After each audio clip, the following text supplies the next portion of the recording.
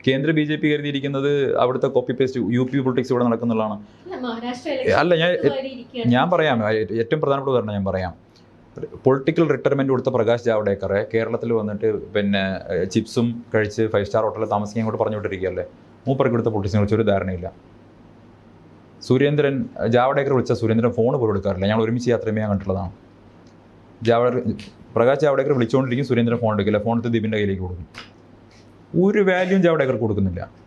പിന്നെ എങ്ങനെയാണ് സുരേന്ദ്രൻ ഇപ്പോഴും സർവൈവ് ചെയ്യുന്നത്? ഇത്രയും ഇലക്ഷൻസ് തോറ്റു, ഇപ്പൊ രണ്ടാം പാലക്കാട് ഇത്രയും വലിയ തോൽവി ഏറ്റുവാങ്ങി, എന്നിട്ടും സുരേന്ദ്രന് പൊസിഷൻ ഒരു മാറ്റവും ഉള്ളതായിട്ട് നമുക്ക് തോന്നുന്നില്ല. എന്താണ് സുരേന്ദ്രന്റെ തുറുപ്പുചീട്ട്? എന്താണ് USP? എന്താണ്? ഇപ്പം നിങ്ങൾ എന്താ പറയുക, സുരേന്ദ്രൻ്റെ ഏറ്റവും വലിയ തുറുപ്പുചീട്ടെന്ന് പറയുന്നത് സുരേന്ദ്രൻ്റെ എതിരാളികൾ PK കൃഷ്ണദാസും MT രമേശും ഒക്കെ ആണെന്നുള്ളതാണ്. അത് തന്നെയാണ് ഏറ്റവും വലിയ തുറപ്പിച്ചിട്ട്. അടുത്ത തലമുറയിൽ നിന്ന് ഒരാളെ വളർന്നു വരാൻ ഇവരെല്ലാവരും ചേർന്ന് സമ്മതിക്കില്ല. അവരേറ്റവും വലിയ തുറപ്പിച്ചിട്ടെന്ന് പറയുന്നത് സുരേന്ദ്രൻ്റെ എതിരാളികൾ. ഇപ്പം ഉദാഹരണത്തിന് ആലോചിച്ച് നോക്കൂ.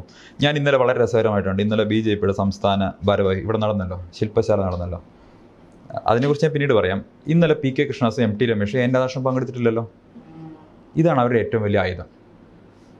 പങ്കെടുത്തിട്ടില്ല എന്ന് പറഞ്ഞൊരു മീഡിയ ന്യൂസ്. ഞാൻ ഈ VS ഫ്രാക്ഷനും പിണറായി ഫ്രാക്ഷനും തമ്മിൽ CPM ഏറ്റവും ശക്തമായ കലഹം നിൽക്കുന്ന കാലഘട്ടത്തിൽ പോലും VSO പിണറായിയോ ഏതെങ്കിലും ഒരു സംസ്ഥാന സെക്രട്ടേറിയറ്റ് യോഗത്തിനോ കേന്ദ്ര കമ്മിറ്റി യോഗത്തിനോ PB യോഗത്തിനോ വിട്ടുനിന്നിട്ടുണ്ടോ? അവരതിനകത്തുപോയി പരസ്പരം അല്ലേ അവരുടെ അഭിപ്രായങ്ങൾ രേഖപ്പെടുത്തുകയും ശക്തമായി വാദിക്കുകയും ചെയ്തിട്ടുണ്ട്. ഇവിടെ ഇവരുടെ ഏറ്റവും വലിയ ആയുധം വിട്ടു നിൽക്കലാണ്. ഈ വിട്ടു നിന്നുകൊണ്ട് എന്ത് സംഭവിക്കാൻ, എന്ത് ചേഞ്ച് സംഭവിക്കാനാണ്? സുരേന്ദ്രൻ ഇന്നലെ എല്ലാ കാര്യങ്ങളും സൗകര്യമായില്ലേ ഇവർ വിട്ടുന്നതുകൊണ്ട്? അതിനുള്ളിൽ പോയിട്ട് വിമർശനം ഉന്നയിക്കാനുള്ള ധാർമ്മികമായിട്ടൊരു ഉൾക്കരുത്ത് സുരേന്ദ്രൻ അപ്പുറത്ത് നിൽക്കുന്ന ആളുകൾക്കും ഇല്ല. ഇതാണ് പ്രശ്നം. BJPയിലേക്ക് വരുന്ന ബിഗ് പേഴ്സണാലിറ്റീസ്, പഴയ ഇവരെയൊക്കെ യൂസ് ചെയ്യുന്നതിന് പരാജയപ്പെട്ടിട്ടുണ്ട്. അതോ ഇവർക്ക് പ്രവർത്തിക്കാനുള്ള സ്പേസ് ഇല്ല? എന്താണ് പ്രശ്നം? അവരെല്ലാം നിരാശരാണെന്നാണ് എനിക്ക് മനസ്സിലായിട്ടുള്ളത്. അവർക്കൊന്നും ഒരു സ്പേസും ഇല്ല, ഒരു റെസ്പെക്റ്റും അവർക്കൊന്നും എവിടെയും കൊടുക്കുന്നില്ല. അവർ യൂസ് ആൻഡ് ത്രോ പോലെയാണ്. വളരെ റെസ്പെക്റ്റഡ് ആയിട്ടുള്ള പദവിയിലിരുന്ന പല ആളുകളെയും കൊണ്ടുവന്ന് അപമാനിച്ച് അയക്കുന്ന സമീപനമാണ് സ്വീകരിച്ചിട്ടുള്ളത്. അതിന് എവിടെയില്ല.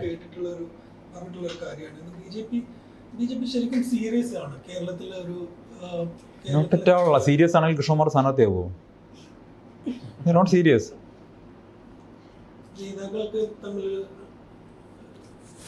ഞാൻ ചോദിക്കട്ടെ, സ്വന്തം പാർട്ടിയുടെ ഇലക്ഷൻ ഫണ്ട് സ്വന്തം പാർട്ടി തന്നെ അടിച്ചു മാറ്റുന്ന വേറെ ഏത് പാർട്ടി ലോകത്തുണ്ടാവാം?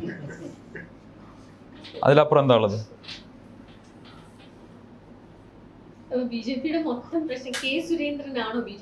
ഞാൻ പറഞ്ഞില്ല അതിൻ്റെ എക്കോസിസ്റ്റം, അതിൻ്റെ ടോട്ടൽ എക്കോസിസ്റ്റം പ്രശ്നമാണ്. അത് നന്നാവണമെന്ന് എനിക്ക് ആഗ്രഹമൊന്നുമില്ല, അത് അങ്ങനെ തന്നെ പോയിക്കോട്ടെ. ഞാനതൊന്ന് പുറത്തു പോകുന്ന ഒരാളാണ്. ഇപ്പം എനിക്ക് പറയാൻ സ്വാതന്ത്ര്യമുണ്ട്, പറയുന്നു. അപ്പോൾ സുരേന്ദ്രൻ പോയി നാളെ രമേശ് വന്നാലും ഇതൊക്കെ തന്നെയാവും അതിൻ്റെ ഉള്ളത്തെ അവസ്ഥ. അതുകൊണ്ട് ഈ സുരേന്ദ്രൻ അങ്ങനെ പോയിക്കോട്ടെ. ഉത്തരോത്തരം അദ്ദേഹം ഇങ്ങനെ അഭിവൃദ്ധി പ്രാപിച്ച് അവിടെ തന്നെ നിൽക്കട്ടെ. ഒരു നേതൃമാറ്റത്തിലൂടെ തീരാവുന്ന പ്രശ്നങ്ങളല്ലേ BJPയിൽ ഉണ്ടായിരുന്നത്? സന്ദീപ് അങ്ങനെ പോകേണ്ട ഒരു കാര്യമുണ്ടായിരുന്നു? അത് നേതൃമാറ്റം എൻ്റെ പ്രശ്നമായിരുന്നില്ല. എൻ്റെ പ്രശ്നം എന്ന് പറഞ്ഞാൽ അതിൻ്റെ ഐഡിയോളജിക്കൽ ഇഷ്യൂവും അതിൻ്റെ ഉള്ളിലുള്ള വെറുപ്പും വിദ്വേഷവും പിന്നെ സഹജീവി സ്നേഹമില്ലായ്മയും മനുഷ്യത്വമില്ലായ്മയായിരുന്നു എൻ്റെ പ്രശ്നം. അല്ലാതെ എൻ്റെ പ്രശ്നം അവിടെ A മാറി B പ്രസിഡന്റ് ആവുന്നുള്ള എൻ്റെ പ്രശ്നമേ അല്ല. ഞാൻ ഈ ടീമിന് വേണ്ടി കളിക്കാൻ ഉദ്ദേശിക്കുന്നില്ല. പിന്നെ ഞാൻ അവിടെ ആര് ക്യാപ്റ്റനായി എനിക്കെന്താ? അല്ലല്ലോ, ഞാൻ തലേദിവസം അല്ലല്ലോ പറഞ്ഞു.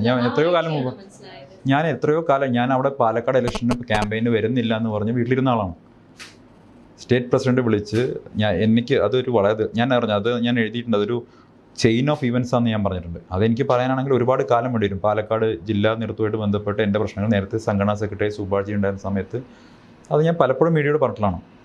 അദ്ദേഹം മുൻകൈ എടുത്ത് എന്നെ വീണ്ടും അവിടെ പരിപാടികൾ പങ്കെടുപ്പിക്കുകയും ഒക്കെ ചെയ്ത് ഞാൻ വന്നിട്ടുള്ളതാണ്. പക്ഷേ ഞാൻ ആ പരിപാടികൾക്ക് വരുന്നില്ല, ഞാൻ ക്യാമ്പയിനില്ല, ഞാൻ വയനാട്ടിലോ മറ്റോ പോയിക്കോളാം എന്ന് പറഞ്ഞതാണ്. പക്ഷേ സുരേന്ദ്രൻ പിന്നെ പാലക്കാട് ഇല്ലെങ്കിൽ സ്വാഭാവികമായിട്ടും മീഡിയയുടെ ഒരു പ്രശ്നം വരുന്ന എഴുതിയിട്ടായിരിക്കാം എന്നെയും കൃഷ്ണകുമാറിനെ ഇരുത്തി. ഞാൻ പറഞ്ഞു എന്നെ ഇവിടെ വന്നാൽ അപമാനിക്കും, എനിക്കറിയാം, ഞാൻ വരുന്നില്ല എന്ന് പറഞ്ഞാണ്.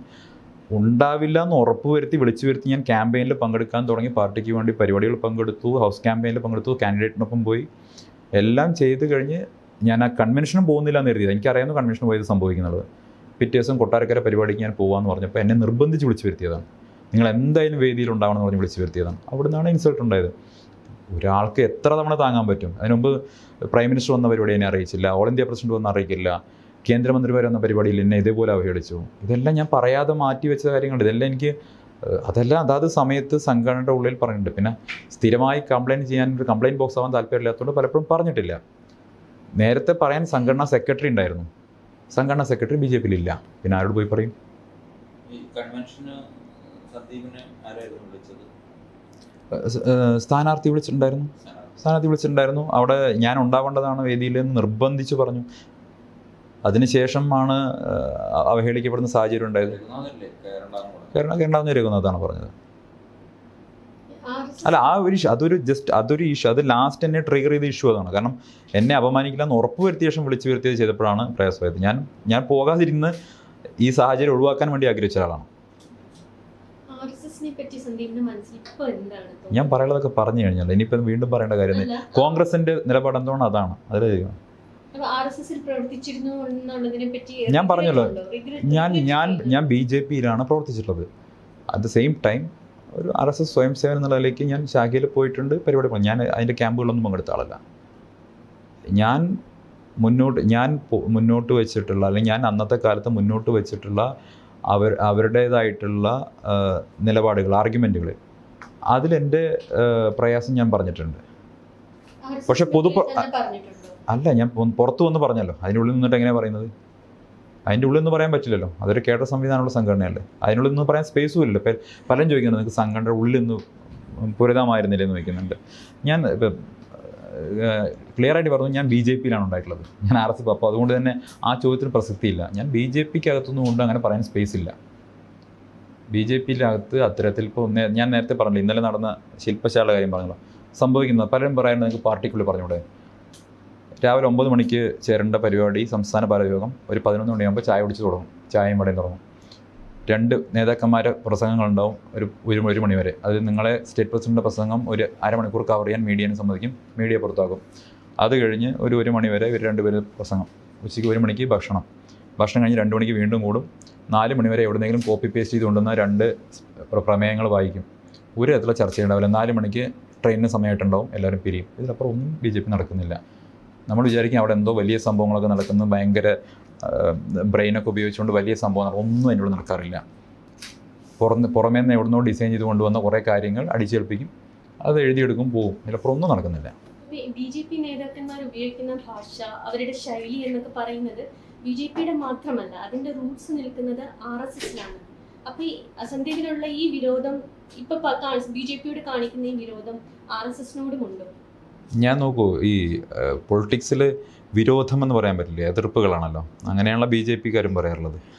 ആ എതിർപ്പുകൾ അവർ ഐഡിയോളജിയോടുള്ള എതിർപ്പാണ്, വ്യക്തികളോട് എതിർപ്പൊന്നുമില്ല. അപ്പം നാളെ സുരേന്ദ്രൻ ആ പ്രത്യയശാസ്ത്രത്തെ തള്ളി പറഞ്ഞുകൊണ്ട് പുറത്തു വന്നു കഴിഞ്ഞാലും സ്വാഭാവികമായിട്ടും ഏതെങ്കിലും മതനിരപേക്ഷ പ്രസ്ഥാനത്തിൻ്റെ ഭാഗമാകാൻ അദ്ദേഹം ആഗ്രഹിച്ചാൽ, ഞാൻ പറയല്ല, സ്വാഭാവികമായിട്ടും അദ്ദേഹം അങ്ങനെയുള്ള ആളുകളെ സ്വാഗതം ചെയ്യണമെന്ന് ഞാൻ പറയുള്ളൂ. അതൊരു ഐഡിയോളജിക്കൽ ഇഷ്യൂ തന്നെയാണ്. അത് ഏത് സംഘടന എന്നല്ല, ആ ടോട്ടൽ ഐഡിയോളജിയുടെ പ്രശ്നമാണ്. BJP-യുടെ ഐഡിയോളജി എവിടെ നിന്നാണ് വന്നിട്ടുള്ളത്? സ്വാഭാവികമായിട്ടും അതൊരു ഐഡിയോളജിക്കൽ ഇഷ്യൂ ആണ്. ആ ഐഡിയോളജിയുടെ അടിസ്ഥാനം എന്ന് പറയുന്നത് അതിൻ്റെ ഉള്ളിൽ ധാർഷ്ട്യമുണ്ട്, ധിക്കാരമുണ്ട്, ഒരു ഓട്ടോക്രസിയുടെ സ്വഭാവമുണ്ട്. അതായത് ഏകശിലാ കേന്ദ്രീകൃതമായിട്ടുള്ള രീതിയിൽ ഉത്തരവുകൾ പുറപ്പെടുവിക്കുക, താഴെത്തട്ടിലുള്ള ആളുകൾ അത് അനുസരിക്കുക. അതിലപ്പുറം ജനാധിപത്യപരമായിട്ടുള്ള സംവാദങ്ങൾക്ക് ഒരു സ്പേസും BJP-ക്കകത്തില്ല. അതില്ലാതിരിക്കാൻ കാരണം സ്വാഭാവികമായിട്ടും അതിൻ്റെ ഐഡിയോളജി തന്നെയാണ്. ആ ഐഡിയോളജി എവിടെ നിന്ന് വന്നോ ആ ഐഡിയോളജിയോടാണ് ഇപ്പം എൻ്റെ എതിർപ്പ്. യെസ്, ഡെഫിനറ്റ്ലി ഞാൻ പറഞ്ഞു. ഇല്ല ഡെഫിനറ്റ്ലി ഇല്ലല്ലോ.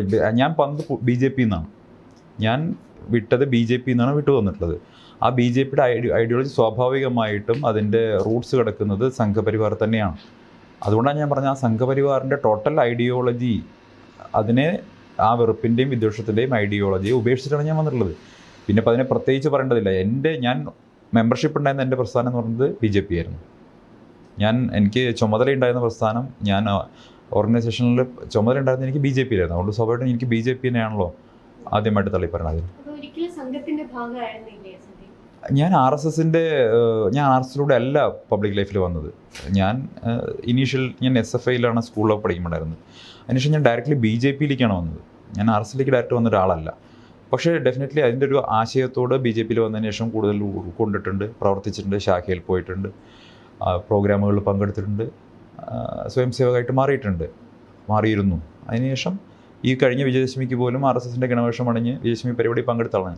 എൻ്റെ നാട്ടിലെ RSSൻ്റെ ഇത്തവണത്തെ വിജയദശമി പരിപാടി എൻ്റെ ഗ്രാമത്തിലാണ് നടന്നത്. എൻ്റെ ശാഖയാണ് അത് ഹോസ്റ്റ് ചെയ്തത്. പൂർണ്ണമായിട്ടും അതിൻ്റെ ചിലവുകളും കാര്യങ്ങളും സംവിധാനവും ചെയ്തു കൊടുത്തത് ഞാനായിരുന്നു. അത് അപ്പോൾ എല്ലാ വർഷത്തെയും ഗുരുദക്ഷിണ RSSലെ ഒരു മെമ്പർ ചെയ്യുന്ന ഏറ്റവും പ്രധാന ഗുരുദക്ഷിണ ഞാൻ ഗുരുദക്ഷിണ ചെയ്തിരുന്ന സംസ്ഥാനമാണ്. പക്ഷേ ഇതിൻ്റെ ഒരു പ്രധാനപ്പെട്ട പ്രശ്നം എന്ന് പറയുന്നത് ആ സംഘടനയാണെങ്കിലും BJP ആണെങ്കിലും അതിനൊരു ജനാധിപത്യ സ്വഭാവമില്ല. അവിടെ നമുക്ക് നമ്മുടെ അഭിപ്രായങ്ങൾക്ക് പ്രസക്തിയൊന്നുമില്ല. അപ്പോൾ അതല്ലെങ്കിൽ അത് കേൾക്കാനോ അതല്ലെങ്കിൽ ആളുകളെ കേൾക്കുക എന്നൊരു സ്വഭാവമില്ല. മൻ കി ബാത്താണ്, അവിടുന്ന് റേഡിയോ ഓൺ ചെയ്ത് വെച്ചതുപോലെയുള്ള പരിപാടിയാണ്. നമുക്ക് അങ്ങോട്ടൊന്നും പറയാൻ പറ്റില്ല. അതാണ് അതിൽ പ്രധാനപ്പെട്ട പ്രശ്നം എന്ന് പറയുന്നത്.